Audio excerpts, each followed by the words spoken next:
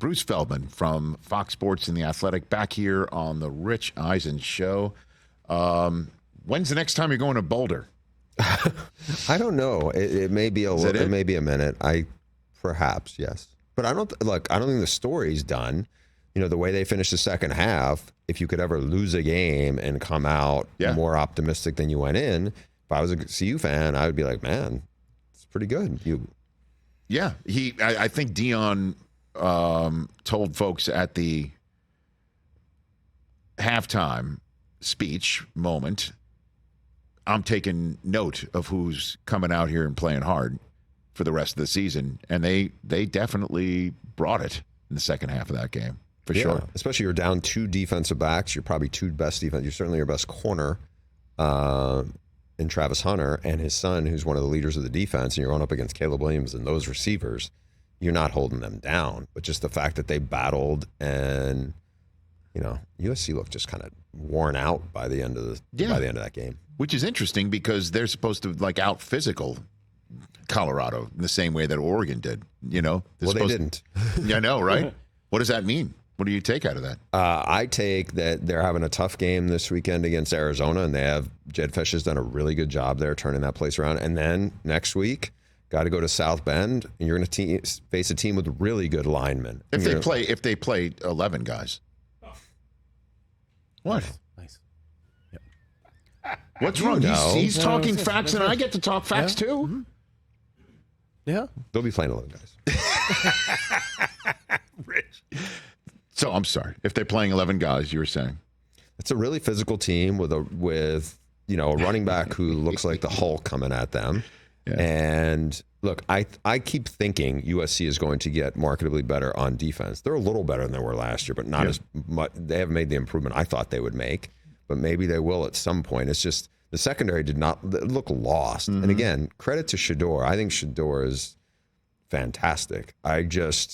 He to me is the biggest revelation of what's going on. The offensive line I thought was going to be even worse than it's been. It's not been great, but considering what, all these patchwork going post-spring, Shedeur is like, there's a crew of, elite quarterbacks in the Pac-12, and Shedeur is absolutely deserving to be in that group. No kidding, because, you've seen it, I've seen it, watching it, Bruce Feldman here on the Rich Eisen Show from Fox Sports and The Athletic in his usual Wednesday spot.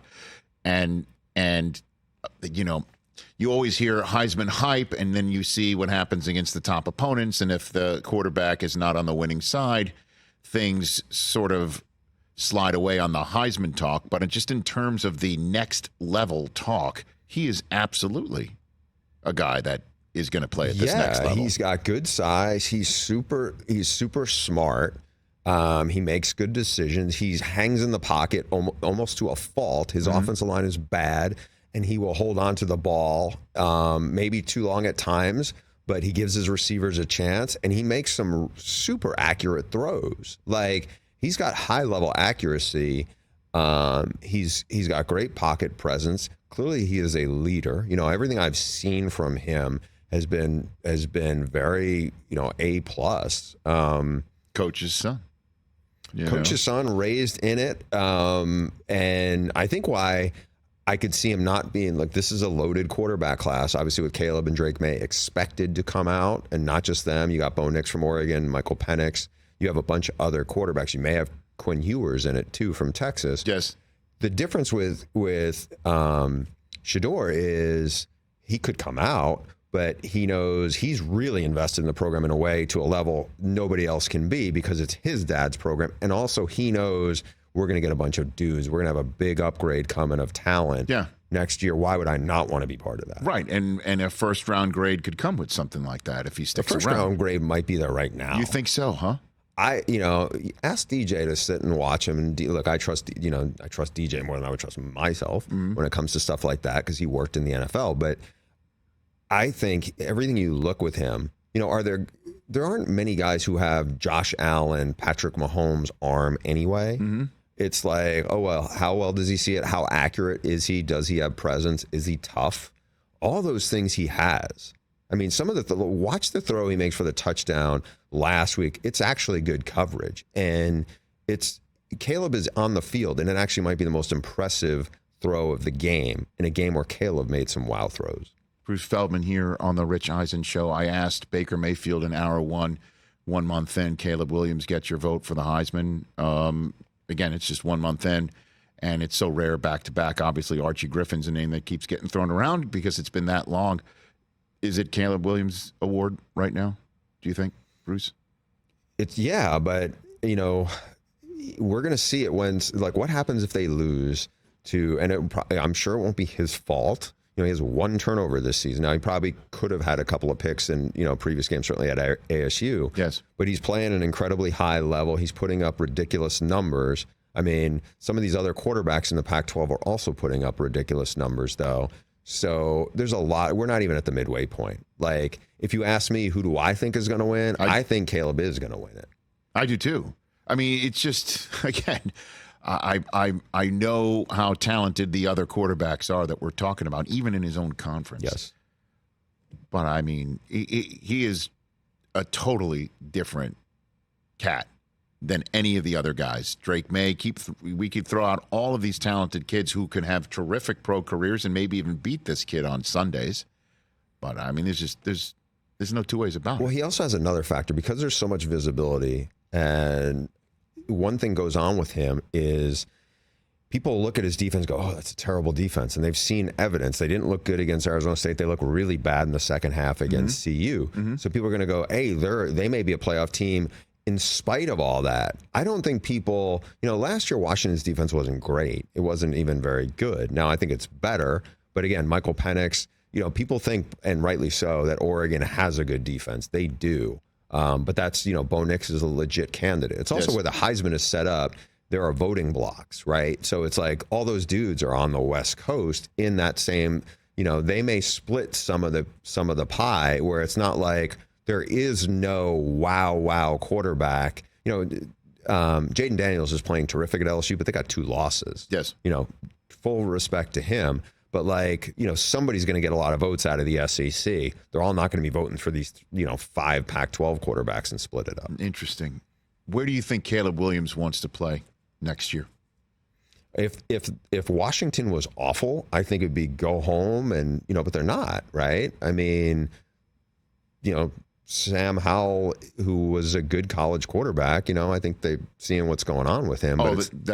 But I mean, I can't imagine Washington would pitch away what they're building right now to go trade 1 million draft choices to go get Caleb Williams. And I don't even think it's going to be possible because whoever wins the first overall choice, and by win, I understand it requires losses, but it would be a W to get that. So all I'm saying is no one's going to trade that pick.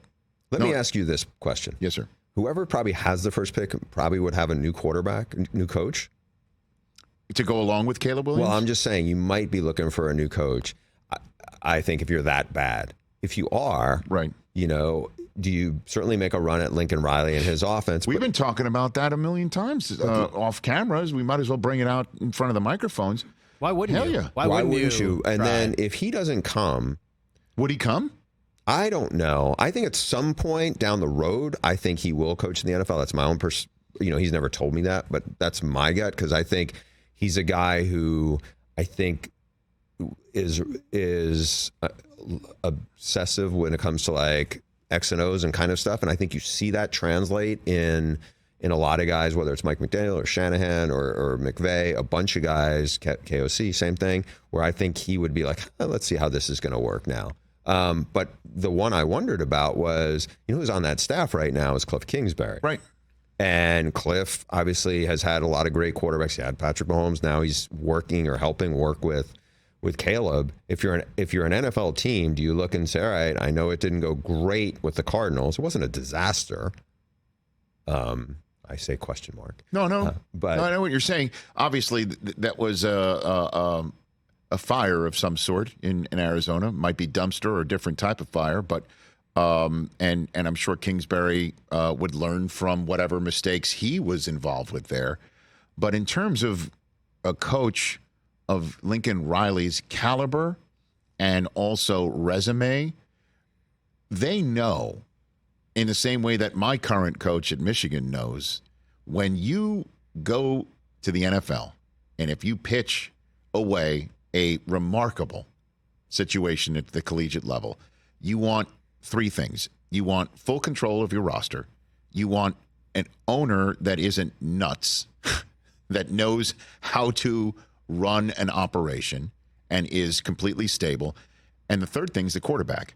So if Lincoln Riley does make the leap and somebody goes and offers him the Godfather offer to make him leave USC, he knows he's got the quarterback and he knows he's got control of the operation. As long as it's a spot that the owner is stable and his family wouldn't mind living, isn't that the end of the story? I mean, why wouldn't he do that if he wants to go to the National Football League? That's my 2 cents on that subject matter. Yeah, and it depends where it is, because I know he has a young family and I know them, and I don't think it's a foregone conclusion, hey, we're going to up and move over here. Yes. I think maybe I'm being naive. I genuinely think that is a real consideration for him. Of course it is. It's life. Yeah, and look, I think you guys heard Rich use the word my current coach, as opposed to like he will probably be a hot commodity. Hey man, I'm living in reality here. Yeah. I'm not living in La La Land. The last 2 years, he's the one guy like who actually he spent a ton of time playing in the NFL, and he has a great record as an NFL head coach. He sure does. So hell yeah. I mean, and again, I love him. I don't want Jim to ever leave. But if he leads you to a national title this year, then you're patting him on the back and going, hey, you did everything. Well, I would pat him on the back no matter what. I really would. And that's, I'd being dead honest with you, because obviously, for many reasons, one, that he was my first quarterback when I went to Michigan when I was a freshman. That was his last year there. And so I have, and what he has done, what is happening right now, despite the last 2 winters with me on the razor's edge, wondering if he's coming back. That said, it would be great if it won a national championship and he wants to leave. I also couldn't blame him if, the McCaskies call him up and say, we just got the first and second overall picks because of the way everything worked out with our season and Carolina's season. How would you like to leave Michigan and coach here for Caleb Williams and Marvin Harrison Jr. and everybody else that we've got here? And you can bring in your general manager, with all due respect to Ryan Poles. Would he say no to that? I don't know how he could. That's what I'm saying. Especially if he wins a national title, then it's like, hey, my work is done here. That's how special this kid is. That's what I'm thinking while I'm watching him. It's so rare to see somebody as talented as him in a program like USC, right? That has him and are playing significant games and can go to a college championship on a championship run, knowing that's the first overall pick of the upcoming draft. It's so rare. I mean, Trevor Lawrence was something similar to that. I don't even think I think Trevor Lawrence was a terrific quarterback prospect. I don't think Trevor Lawrence was this guy. I really don't. And like I would say this, I can't even use the language. So there's a college coach I know who's fairly like many of them, very cynical. I mean, he was just raving about him the other day when we were talking about something else in words that was like, he was like, he's amazing. And this is a guy I don't hear usually talk about college players this way. Mahomes is the name that gets thrown out. I had again. Patrick Baker wasn't this good in college. That's what we've been saying, right? Yeah. And we asked Baker Mayfield in the first hour that, hey, if you'd vote for Caleb for the Heisman again, he says yes. And I'm like, well, Mahomes is the name being thrown around. Would you agree with that as an assessment? He said, absolutely. He didn't stutter. So, again, that's why I asked you where would he want to play? Like he's seeing maybe the landscape going on right now in the NFL. It certainly isn't college. I know what his dad said, right? Like, hey. Yeah, I mean, look, you get to start your clock for the second contract. You can have injury insurance, but at the end of the day, right? Like you do run the risk. He's holding the ball for a while. He's extending plays. I mean, he did. It was a hamstring injury that really hurt him at the Pac-12 title game. Right. But like, I think the people around him have to know if you do get hurt and it is a position where you're going to take hits. Is that something you really want to risk for another season? Where it's like, okay, you want to get to the NFL. Also, you'll have had 3 years with Lincoln Riley. Obviously, Lincoln's terrific with quarterbacks, but like, is the benefit that much greater? I mean, that's a question for another day. But Bruce Feldman here from Fox Sports and The Athletic here on the Rich Eisen Show. You're going to Columbus, right? Big noon on Fox is Maryland at Undefeated Ohio Maryland. State. Undefeated Maryland. Yes. What do you think? I think Maryland's going to bag somebody in the Big Ten. That's a big game. They're going to put a big pelt on their wall by the end of the year. Yeah, you might be right. And it's the one that sets up the worst is actually the one that I'm thinking will win the national title, the one you're got pining for, and that's your alma mater, because it sits in the middle of Penn State and Ohio State. It's the ultimate trap game. It's at Penn State, at Maryland, home for Ohio State. Yeah, it's the ultimate trap game. But look, I think Maryland, Mike Locksley's done a terrific job there. They have firepower. Tua's brother Talia has played really well. What I think is tough for them is this is a bad matchup, I think, for Maryland, because, any Giants fan, look, they have a dude who went up against Marvin Harrison last year and did as good a job on Marvin Harrison as anybody has done. And now he's a first-round pick in the NFL. He's not there. Jacorian Bennett, super fast corner on the other side. He's not there. Their next best defensive back, who's still there, Tardy, still kind of banged up last week. And this is not a team you wanna be a little undermanned in the secondary. I know this because a couple of years ago, my crew did this game when it was in Columbus, and the night before, when our production meeting, they had told us we're down 3 cornerbacks. I was like, oh boy, and it's like, I think they're a much improved team. I still think this is just a tough matchup. Now, having said that, they gave Ohio State all they could handle last year in College Park. So your assessment of the Red River Showdown, as you have written the words "Texas is back." I've read Texas is different. Texas, I am couching myself. Okay. So how is Texas different as opposed to being back? Because Texas is back. That is the phrase that kind of is infused with horns down, because how many times have Longhorn fans saying we're back, and then they have 3 or 4 losses by the end of the year? So how do you assess this Oklahoma versus Texas matchup, 3 versus 12? On the Texas side, yes. I think why they are different is because they are much more physical on both sides of the ball in the trenches. I mean, in past 15 years, they've had 2 O-linemen drafted. This is Texas, where there are O-linemen everywhere, seemingly, in high school football. And to Sark's credit, he hired 3 of his best assistants, and honestly, 3 of the best position coaches at what they do are guys that had worked for Nick Saban in Tuscaloosa. Bo Davis is the D-line coach. Other D-line coaches think he's really, really good. The O-line coach, Kyle Flood, who you're former Rutgers coach, did a really good job developing O-linemen back in the day there, and then for Nick Saban, and he has done a tremendous job. And those guys are going head-to-head every day in practice, so it upgrades them. And then the other one, Jeff Banks, is a special teams guy. A lot of people think he's the best special teams coordinator in college football.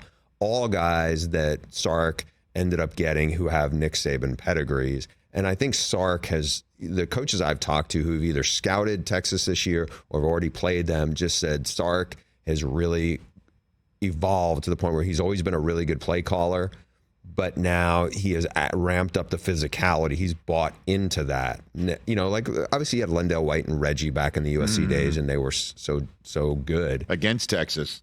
Yes, but now it's you lose Bijan, you lose Roschon Johnson, who was a really good player and a total alpha guy for them, but they are running the football really, really well. I think they're a playoff team. I think they will be a playoff team. I think they're definitely the class of the Big 12. And Oklahoma, we had them a week ago at Cincinnati. Dylan Gabriel, the quarterback's a good player. He's accurate. I don't think they don't have the CeeDee Lamb. They don't have Hollywood Brown. They don't have the Mark Andrews type. They have good receivers. I don't think they have anybody like CeeDee is take the game over guy. And even running backs, I don't think they have a Joe Mixon or even a Samaje Perine. Their running backs are good, but I just don't think they have the high level skill talent. And to me, that they're a top 25 team, and they're much improved from the team that won 6-6, and they're better on defense. But I think this is a game where Texas will end up pulling away, because I just think they're the better team. Do you see a scenario? Last one for you. Was it a what's more likely, Chris, or a overreaction Monday topic where you said no SEC teams will make the playoffs? Which one was that? Didn't you say something along those lines? Oh, it was just recently. I said no three-peat. But what about no SEC teams making the playoffs?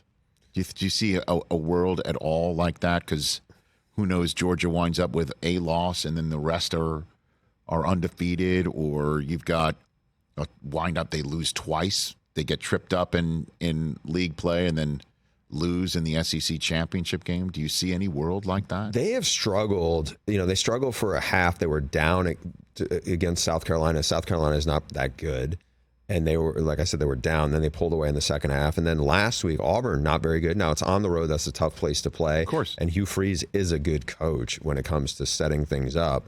And, Peyton Thorne, you remember that name. Peyton Thorne, he looked like, I don't want to say he looked like Cam Newton running around, but he ran the ball better than he ever has against him, gave them some problems. Then Brock Bowers rescued them. Well, he's just unfair. He's I don't know if tight end. Obviously, Kyle Pitts went 4.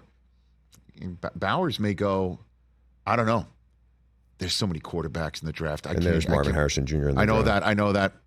But he's been top 10 in every mock draft I've seen. I would definitely think he is. Well, here's the thing: is like if you're like drafting 6th and there's all these quarterback needs, and someone's going to take Marvin Harrison Jr., you might get this game-changing player 6th, 7th overall. It's entirely possible if the draft board drops like that way in Detroit next year. He's unbelievable.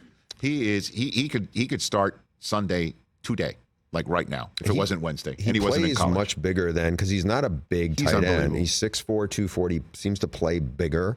He runs exceptionally well. He took over the game last week and bailed them out. Having said that, so now they're going to get Kentucky, who's 5-0, and we were impressive last week, albeit against Florida.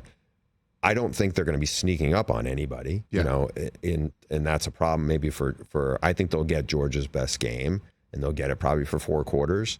There's nobody who in the SEC right now who should beat them in the regular season. Like Tennessee has, like Joe Milton has not looked great. I mean, there's been, the most impressive thing I think he's done was he had a really long touchdown run where he looked exceptionally fast for being so big. Well, that's what I'm just saying. Somebody trips him up. Let's say they lose to Kentucky, and then they do play Alabama, who's got 2 losses, and then Georgia loses to Alabama.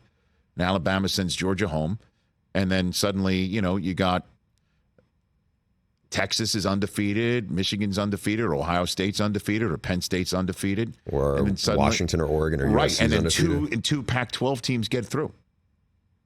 I mean, that's what I'm just saying. I know it's still early. I don't think you get 2 Pac-12 teams and no SEC. I'd be really surprised if Georgia ended up as a 2-loss team. That's what it would have to be for them not to make it. I think so. I really, their schedule is not going to be impressive at all. Because you had the Florida-Tennessee thing where they've been, and we'll see what happens with Texas A&M playing Alabama this week. I mean, obviously already LSU has 2 losses. I think the SEC West is as down as it has been since Nick Saban was in the NFL. That's a long time ago. Great stuff as always, Bruce. Love our chats on Wednesday. Everybody check out Bruce this weekend in Columbus, Ohio, correct? Yeah, Big Noon's going to be in Brady Quinn's hometown. There you go. That'll be a lot of fun, and I'm sure Urban won't have anything to crow about being back there on campus. Good to see you here, sir. Catch the Rich Eisen Show every single day on the Roku channel, 12 to 3 Eastern, for free.